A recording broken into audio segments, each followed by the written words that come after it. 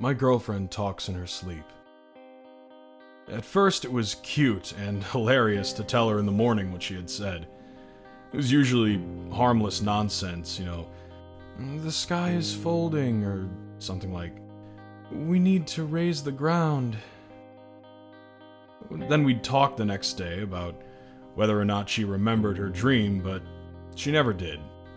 Even now, I wish I knew what she meant by, we need to raise the ground.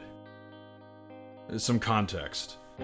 Our nightly routine is for us to start out cuddling and then give up when it gets too hot. By then, we're usually both on our sides back to back, and she would always fall asleep before I do. And so, I would hear the full range of her nightly musings.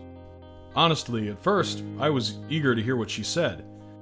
It was always funny to tell her and her friends what she would say while deep in the throes of REM the next day, but now I'm done.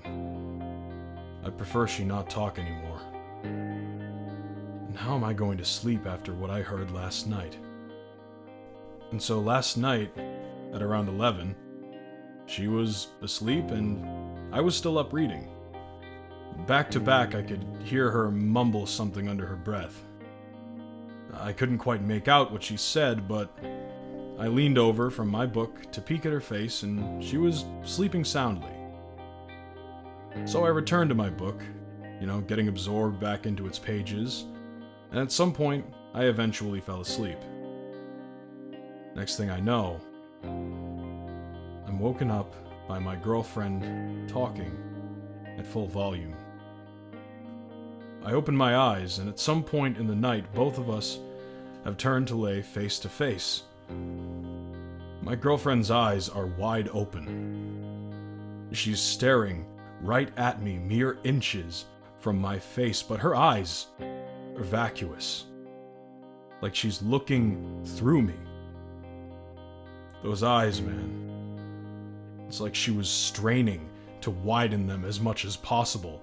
Those are the eyes I fell in love with, and right now, they are scaring the absolute piss out of me. My heart rate skyrockets, and chock full of adrenaline, I throw off the covers and jump out of bed. Looking at her, those eyes follow me like a painting, but her body stays perfectly still.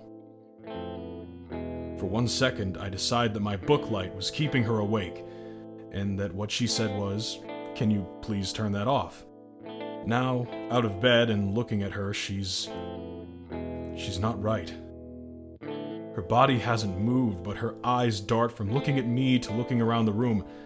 I dare to ask her, "You alright?" No response. Those eyes look at me when I speak, though. They're now deadlocked, looking directly into mine. Her breathing hasn't changed. That's sleeping, like rested breathing for sure.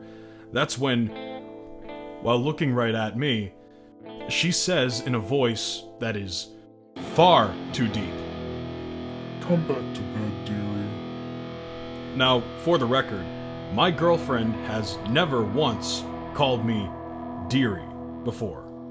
Sure, we have our pet names, but they're usually something along the lines of pumpkin or baby or cupcake. Dearie sounds like something my grandmother would call me. I decide I'd get more information before I climb back into bed with a potentially possessed girlfriend. "Are you awake, sweetie?" No response. The eyes dart from me to the wall, to the door, and then the ceiling.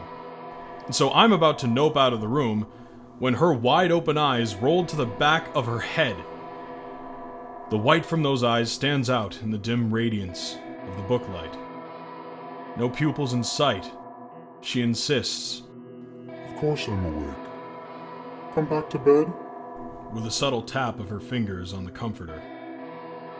Looking at those fingers now, I'm starting to come around. She's never sleepwalked before. Surely she's just awake now, if she's moving her hands like that, but looking at her fingers, it's as though she's just pretending to have control. They're all going in different directions.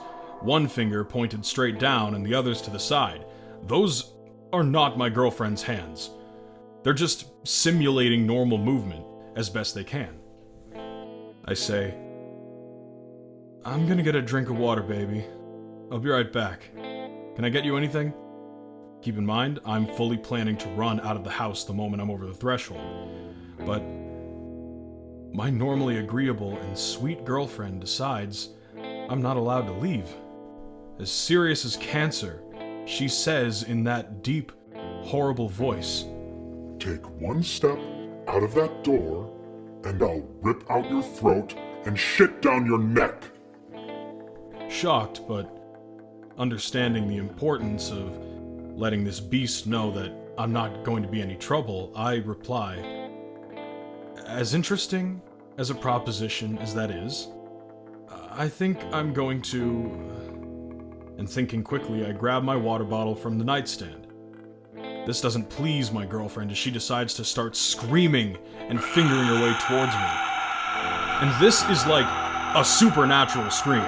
So high-pitched and bird-like, I feel as though my neighbors 3 doors down were going to ask us if we heard it last night. As fast as I possibly could, I unscrewed the lid and doused her in the water.